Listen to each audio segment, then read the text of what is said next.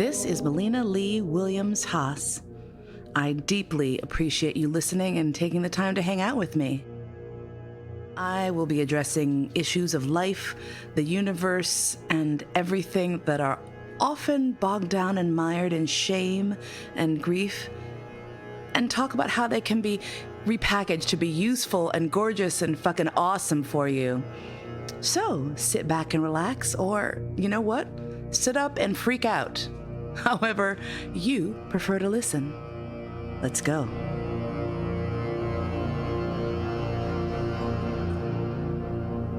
The last time I actually saw my father face to face was right after the disaster of September 11th. And it was a sort of time where all bets were off. Everything that had happened in the past was sort of briefly forgotten, right? Everyone sort of just wanted to really reconnect with everyone in family and friends, and people were making all kinds of phone calls. I heard from people I had not heard from in many, many years. And at the time, I was actually performing in my solo show, 69 Stories, One Pervert's Tale. And the day after the disaster, I had off. I was not performing. And then I had to sort of decide what the fuck I was going to do. It seemed really trite and petty at first to get on stage and perform a show after such an incredible disaster. But then I realized actually people were calling the theater and saying, is the show still coming up? I actually really want to go and see theater, see live performance, and sort of reinforce that life was still happening. So I did finish the run of that show and immediately thereafter flew back home. And one of the things that was heavy on my mind was getting back together with my father, actually, from whom I had been estranged for many years. And my mom and my two younger sisters were still living in the same place. I think they were still living together. And my sister, I believe, still had contact information from my father. So we arranged to have him come over and visit while I was in town. Keeping in mind that the last time I had seen my father was when my then boyfriend Jack and I were leaving New York to move to Los Angeles. And I kind of thought it was sort of important to have that bit of closure and to say goodbye, keeping in mind also that my father at that point had undergone yet another transformation and was a Muslim, but not your standard issue kind of regular Muslim. He was very extreme in his beliefs. Very conservative, very like Salman Rushdie must die kind of Muslim. And so I warned my boyfriend, who was not Black and definitely not a Muslim, that my dad's reaction might not be awesome to him and I being together, but it'd be okay. We just needed to just say goodbye. And so we met. My father was at the time living in an SRO on 11th Street right near Vineros. For those who don't know, those are single room occupancy hotels. They're for people who don't necessarily have the means or wherewithal to pay rent on a monthly basis. And that's where he was at that point in his life. So we met him there, and he was polite and, well, I wish you luck in your life, except, and then he paused for a moment and said, I can't really give you my blessing since you are living in sin with a white devil. And I nodded and said, okay, well, thanks, Dad. And then Jack and I took our leave and went around the corner and sat on a stoop laughing our asses off until we cried. I was just like, that was amazing. And Jack was just delighted to have been called a white devil because you don't get that every day. So since then, my contact with him has been zero. Occasionally, I would wonder if he were alive or dead, just from the pure standpoint of curiosity. But family is complicated, right? And so that's what I want to talk about today. I want to talk about family. I want to talk about specifically about my dad, my relationship with him, especially coming up as we are on what is commonly considered a family holiday or family holiday season, which is Thanksgiving. Asterisk, I do not celebrate Thanksgiving. It is a bullshit holiday rife with forgetfulness about the indigenous peoples that were slaughtered as a result of the colonization. But many people do still celebrate and subject themselves to all sorts of pain and torture and suffering in the name of family. And then, of course, we have the Christmas holidays in America. We have Hanukkah. We have Diwali. There's so many holidays coming up at the end of the year. And so often you see people start to freak out and panic about how to deal with their family during these times. So I want to chat a little bit about that today on All That and Mo. If you're someone who is curious about kink and BDSM but has no doggone idea where to start, I got you. First off, I'm the co-author of a book called Playing Well with Others, the guide to exploring, navigating, and discovering the kink, leather, and BDSM relationships. You can find that on Amazon, and I'll put a link in the description. But let's say you want a more personal one-on-one interaction. I got you, fam. Go to thekinkdoula.com. It's TheKinkdoula.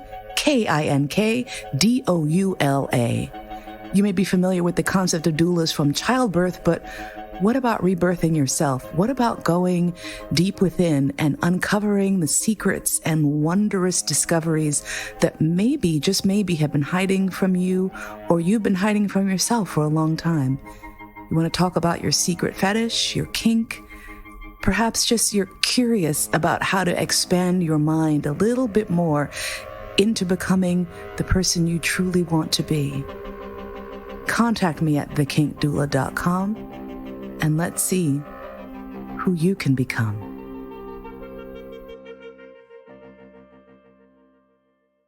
On today's episode, I have the lovely and talented Georg Williams-Haas, international composer of myth and mystery. Hello, Professor. Hi, great to hear you. You can also see me because you're sitting right there. This is even more lovely. Yeah, it is. So one of the things, well, speaking of family, the professor comes from a family with a complicated and often pretty ugly history. And so we have both had our struggles with family issues and the emotional attachment to people who maybe are troubling in their reality and all of that. Can you tell for me, Georg, one of the first things that I remember you quoting to me was this hilarious, is it an Austrian? It's an Austrian poet. It's Heimito von Doderer, and he is a really amazing chronist of the late Austrian Empire. And Chronist? Do you mean chronicler? Chronicler, yeah. Okay, yes. Great chronicler of the late Austrian Empire and the early Austrian democracy. And he said a wonderful sentence, and so beautiful, also in the melody, the speech melody. I have to say it in German first, and then I will translate it. Wer sich in Familie begibt, kommt darin Translation? If you move yourself into family, you will perish in it. Which is so fucking Austrian. Do you guys have any cheerful aphorisms, or is everything just like bleak and depressing as that? That's not depressive, it's just true.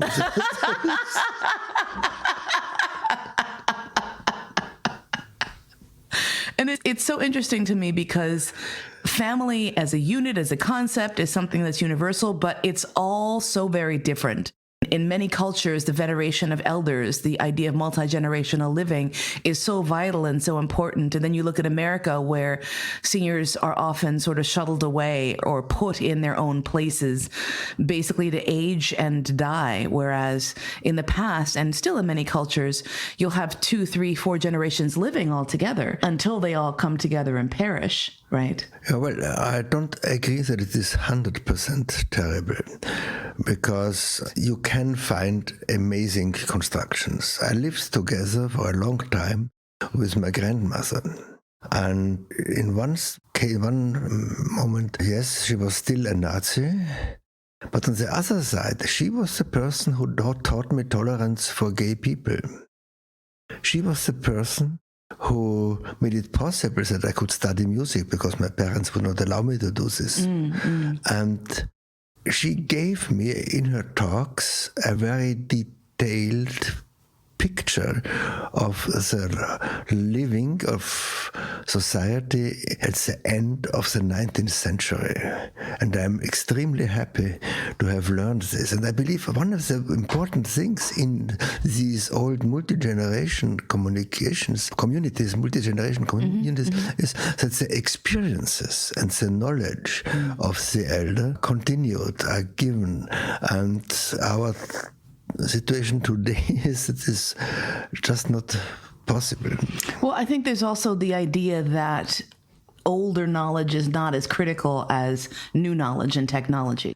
There's all these jokes about old folks not being able to program cell phones or whatever it was. Or back in my generation, it was who could program the VCR. And now it's who can program the smart home. And I'm sure in the next generation, it'll be something else.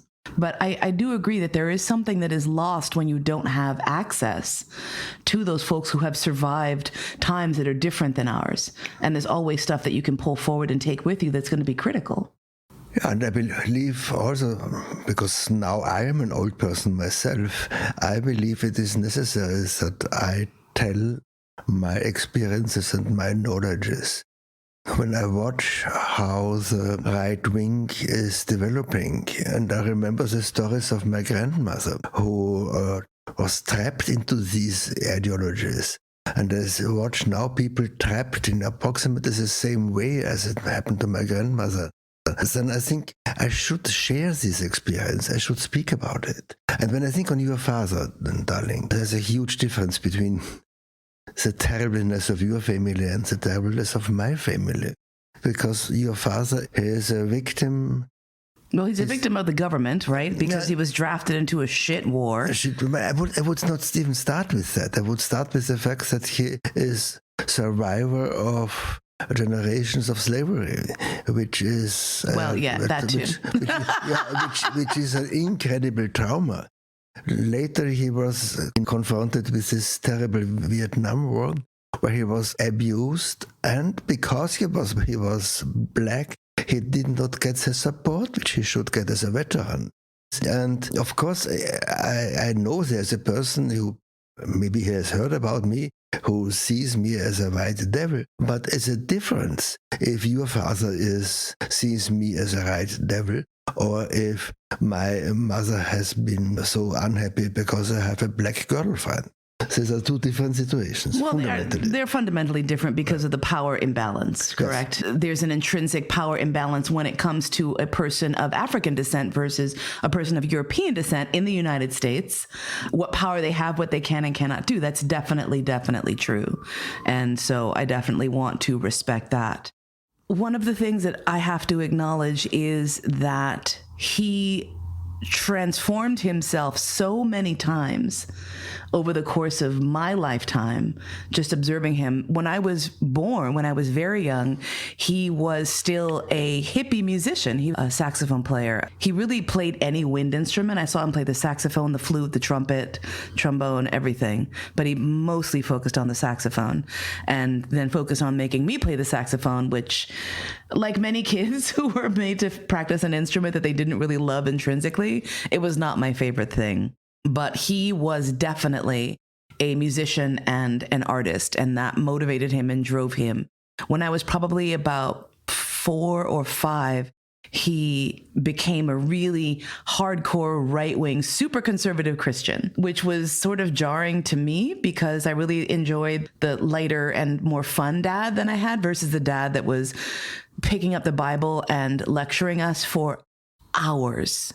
Every Sunday night, hours and hours of Bible study, which I did not love. And this was on top of going to church starting at maybe 6 a.m. because he decided that he needed to go back to church at the Brooklyn Navy Yard, which is where he had originally been stationed, because back in the Vietnam War, the Brooklyn Navy Yard was active. And so we would get on the train and go from Harlem all the way out to the Brooklyn Navy Yard for 8 a.m. church service. And it would sometimes just be me, my mom, my dad, and the chaplain, because no one else would show up there, because who was going to church at the Brooklyn Navy Yard in the early 70s? Nobody. That transformation stuck for a while until I was a teenager, and then he converted to radical Islam. And what was interesting for me is that he was essentially the same. I did not see or notice any huge fundamental shift in who he was, but his belief system shifted so much that it just rippled out and impacted everything else in his life. He went from being my dad to being someone who, no joke, was trying to get me to marry a Muslim friend of our family so that he could stay in the United States. Keep in mind, I was 15 at the time when he and Muhammad came by the house with gift offerings to give to me as like a dowry, right? Can you imagine? So are you I'm just quiet. What shall I say? I don't know. So are you I'm just quiet. What shall I say? I don't know, something. Something? You invited.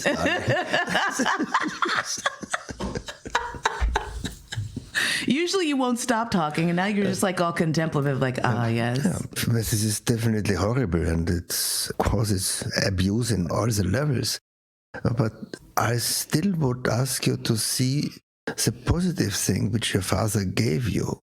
When your father was one of the very few Afro-American persons who traveled to Europe in the 70s and 80s. Yeah, we certainly were unusual. And your father also made you supported you becoming this artist which you are. And of course your art is different than the art of your father. But I believe he gave you this open-mindedness by these travels. And he also gave you this fundamental connection to art, which helped him to survive. And this is something which connects you and me, because for us both, art is not something beautiful which we add to our existence because it's so great and amazing. Right. Art is something which we definitely need for our lives. And this was the work of your father. Yeah, I will say it took me years, decades to accept and understand the gift that my father gave to me specifically. He was very dedicated to traveling and taking us all around the world. And when I was very young, he would work at least a minimum of 2 full-time jobs, and as well after work or between shifts, go and take his saxophone out into the street, to Times Square, to the subway station, or down to Bryant Park, and play his saxophone in the street. He actually created this whole one-man band, like foot percussion rig that would play like a cymbal and a tambourine and a drum with his feet while he was playing the saxophone. And all this money he hoarded and saved and hoarded until he had enough money to take us. The first trip was 3 months traveling in Morocco and North Africa, which was something that nobody was doing at the time, really, especially not African-American people. You just didn't see Black people traveling overseas as much as you do now. What was remarkable about that was that there was also a war going on in the Sahara, and I had to fact check this with my mom. I remember at one point saying, I have this memory, probably it was wrong, that we were stopped by soldiers with guns. And my mom said, oh, yes, well, we kept driving into the war zones and they kept turning us around and saying, you can't go through here. And I'm thinking, who the hell takes their wife, child, and brand new baby to North Africa in the middle of the sub-Saharan war? Whatever fucking war it was, I can't remember. My history is too terrible. But there was a war, and it was not necessarily safe for us to be there. Yes, this war is still going on, more or less. No, that's true. Because Morocco wanted to annex the former Spanish colony of Western Sahara. I think now there are still pockets of resistance and people that are not accepting the government. And so into this is where my dad took us for our first trip. And it was 3 months traveling. I'll never forget coming back to school, beginning of 2nd grade, and people talking about how they went to summer camp or they went to their country house in the Hamptons.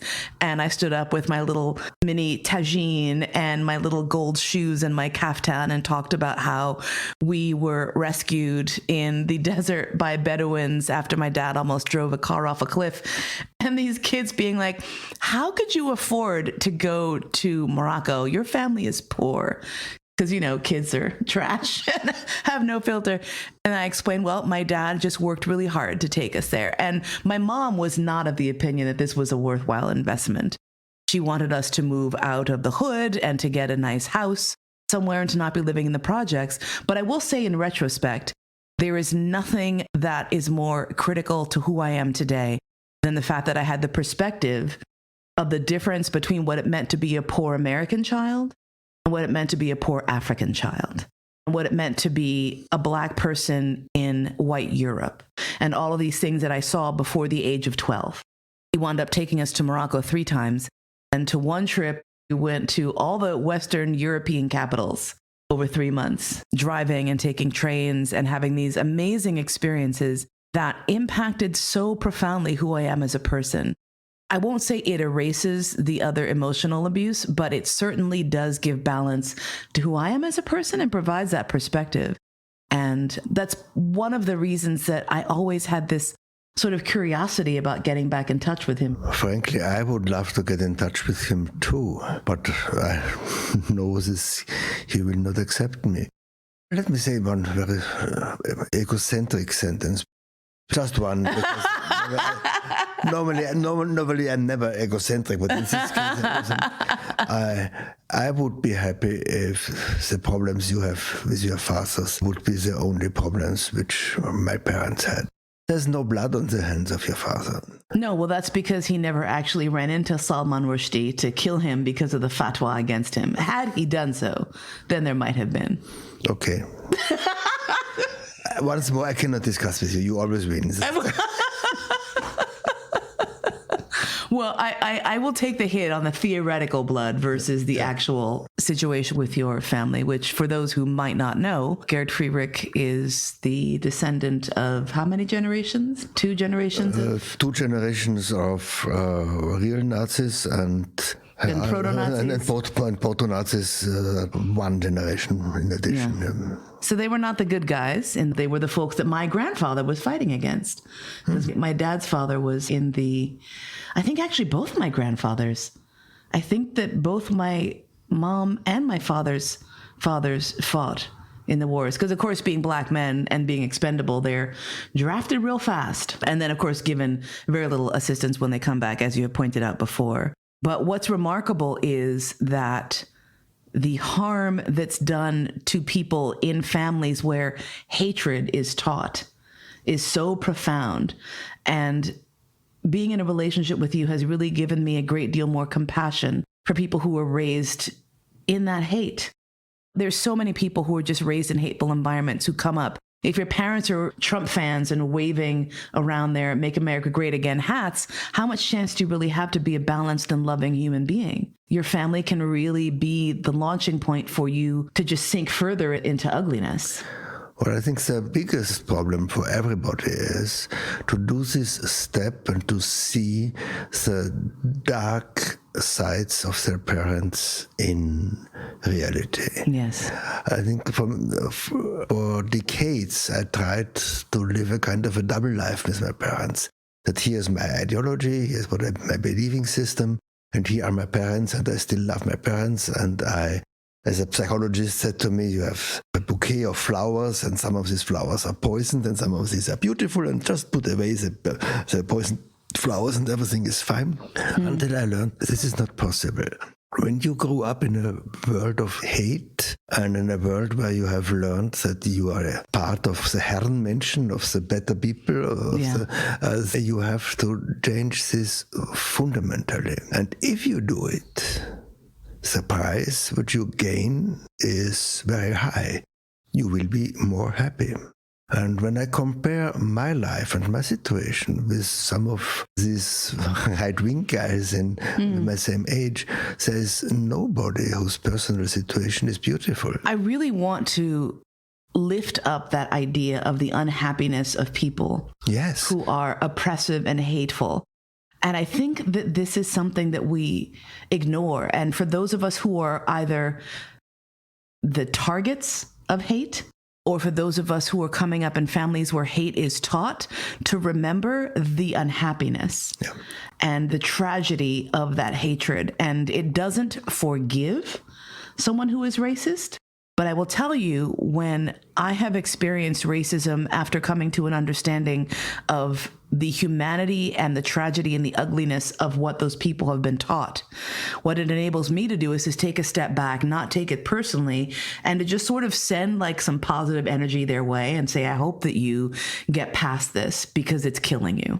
Just imagine, would anybody of you would love to be in the skin of Hitler? He was a monster, but he was a monster which I don't believe that he was happy. one step less terrible, but still ugly. Does anybody of you want to be in the skin of ex-President Trump? We don't say his name. Oh, sorry. Herr de Mort. Yeah, okay, good. He whose hair shall not be named. Okay. His fundamental unhappiness. It's so clear. It's so clear. It's so open. And I don't know the American right-wing politicians, but I know the Austrian ones. Yeah, look at any of the right-wing politicians. Yeah, they are all. It's just a grimness and a sadness and an anger. And compare this, for example, with the light of Barack Obama. Yeah. Or even Jimmy Carter. I believe sometimes these people don't need to go to hell. They have the hell here while they're doing the terrible thing. Yes. And I want to repeat, my father who beat me, who tried to break my self-esteem in all ways which were possible, he was deeply unhappy. Yes. Yeah. And I believe your father is not as unhappy. He's a bit nutty, but I don't think that unhappiness is part of his core. No. Do you know what I mean? Like, he's someone who is always pushed through, eternally optimistic, even in the face of incredible odds and failure after failure. He managed to pull off some incredible stunts. The way he took us on all these travels is amazing. And the fact that he had survived for so many years with definitely impacts of PTSD from his experience in the Vietnam War. He was in the Navy and was serving on the USS Forrestal, which those of you who are familiar with history are going to be like, holy shit. And those of you who are not are going to be like, what? The USS Forrestal was the site of a fire in 1967, I believe, that is to this date one of the worst disasters in naval history. So tragic and so fucked up the way that they handled it. Actually, films from the Forrestal fire are still used in Navy training videos to show what not to do in the case of a fire on board of an aircraft carrier.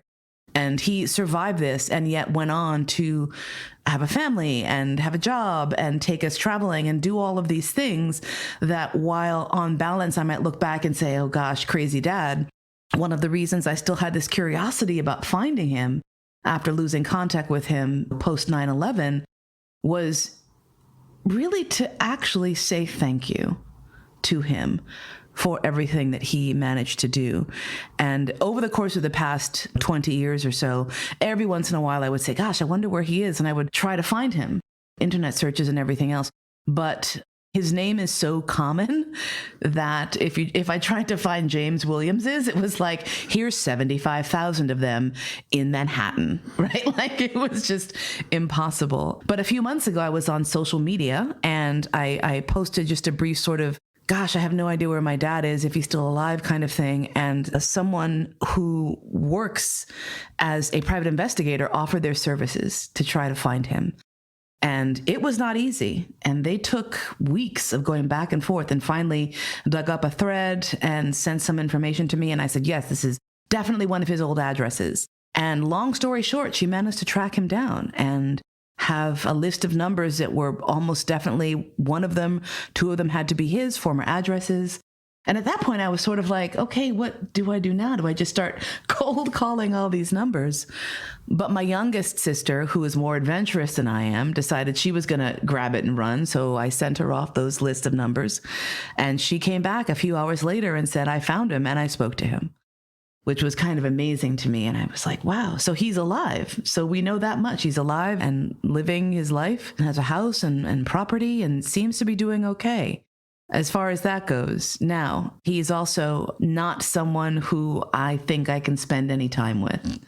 From what she relayed to me, all of his prejudices and all of those issues that he had when I was growing up are still present. And laid on top of that, well, let me just say that he was happy to hear that members of my family had still not been vaccinated, because that meant that then he would not be exposed to the toxins that are leaking from vaccinated people and the tracking devices that are apparently in place in the vaccines. And that really cut me to the core, because part of me thought, okay, wow, so that's how that is. And it's a little bit fucked up because I don't want someone who is delusional and paranoid in my life, really. But by the same token, I do still want to have some sort of connection with him. So my solution at that point was that I'm going to write a letter. And the two things I want to say to him, first of all, are thank you for the gift of travel and experience and exposure to the world that he gave to me. And also that I offer him my forgiveness for the many trials, tribulations, and wrongs that I think most parents inflict upon their kids, right? Parents are human beings.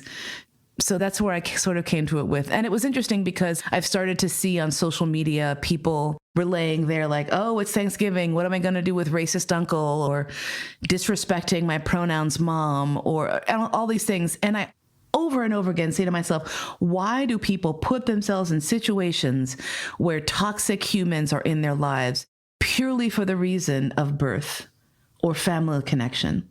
I can't do that. I don't know if that makes me a sociopathic monster? Well, in this case, sorry, you are married to a sociopathic monster because I stopped meeting my parents when I understood this is just better for me. Well, hold on. You were the survivor of serial, ongoing, horrific abuse. Okay, so yes, I don't think anyone would say that you would need to stay in contact with your abuser in that way. Well, my psychologist said it, so forget it. What psychologist? Those Austrian psychologists. Oh, right, okay. See, this is the problem right here. Okay. God damn it. Yeah. And y'all kind of like invented psychology, the talk therapy too. Wasn't that an Austrian conceit originally? It was Sigmund Freud, but if Sigmund Freud was broken. He was Jewish, and as a very old man, he had to escape to survive, and his sisters were murdered in the concentration camp. Let me allow to speak something religious. The fifth or fourth commandment says, as I remember it from my German religious, being taught in religion in German, is you have to honor father and mother to get a life for yourself when you are old. I think this is a very interesting thing. It's one of the very few commitments which make a connection. Because it says they don't kill somebody because it's better for you if you don't kill somebody. But honor your parents because this is better for you as a person. I don't think it says, doesn't it just say honor thy father and mother? Also the German version, sorry, ist, du sollst Vater und Mutter ehren, auf dass es dir wohlergehe und du lange lebest auf Erden. You have honor, the next sentence is, and therefore you will have a good life and you will live longly on earth. Oh. Yeah, and I think this is a very interesting thing, because it connects worshipping of the parents with our own necessity to emotionally survive. Of course, I feel bad that I did not have the contact to my parents. I have many moments where I think on them. When I see my father standing here looking at me, when I see my mother. But on the other side, I know it made my life better. It made the life of at least of my youngest child, better. It made the life of my wife and me better. And it makes the world better if I cut this terrible connection. And it's my job to live with this pain. It will be my job when I'm dead, and if there is something after this, when maybe I will meet them again, maybe I meet this part of them which is holy, which was hidden during a long time. Maybe everything will completely be different and we have no idea of how it will be. But what I definitely know is that my decision to cut was one of my most important and best decisions in my life. Thank you, Professor. I think that's the perfect place to wrap this up, especially when we look at the idea that we are compelled to be with family and to sacrifice our own mental, emotional, spiritual, possibly even physical well-being because of this idea that honoring our father and mother is the supreme act of obedience and gratefulness as a child. Because honoring yourself is at the very least equally as important. I would say more important, but then I'm a bitch. I'm happy that you are a bitch, darling.